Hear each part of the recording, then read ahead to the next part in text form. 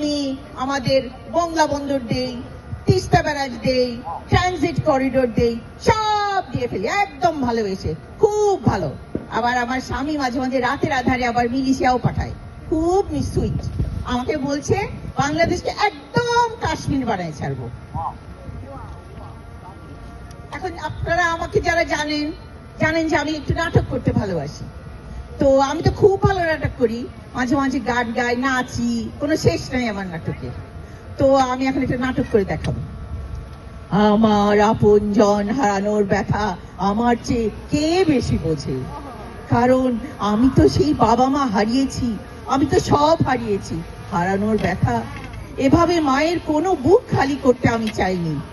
ওরা এমনি করে আবার থেকে বুলেট খেয়ে মরে গেল, রাবার বুলেটে। আপনিই বলেন কাজটা কি ঠিক হলো? আর এটা কি ধরনের আন্দোলন? মুক্তিযোদ্ধাদের বিরুদ্ধে এত ক্ষোভ?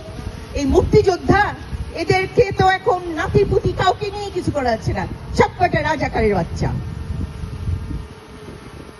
এবং আমার এত নাটকের পরে আমি বলতে চাই আমি আসলে কি। এক সেকেন্ড।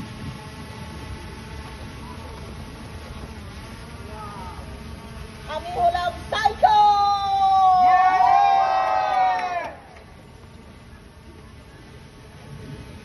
সত্যি সত্যি এখানে একটা খুব দুঃখের জিনিস, সেটা হচ্ছে যে আজকে সকালের যেই যেটা জুম কলটা ছিল, সেখানে একটা কথা আমার ভীষণ ভাবে মাথায় লেগে গেছে।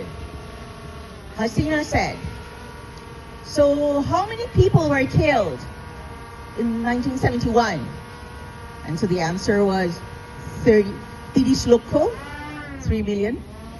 And she said, 60 লক্ষ মেরে ছাড়বো, 60 লক্ষ মেরে তারপরে নামবো, এই দেশ ছাড়বো না। So that is the reality we are facing. There's going to be huge, massive murders coming up.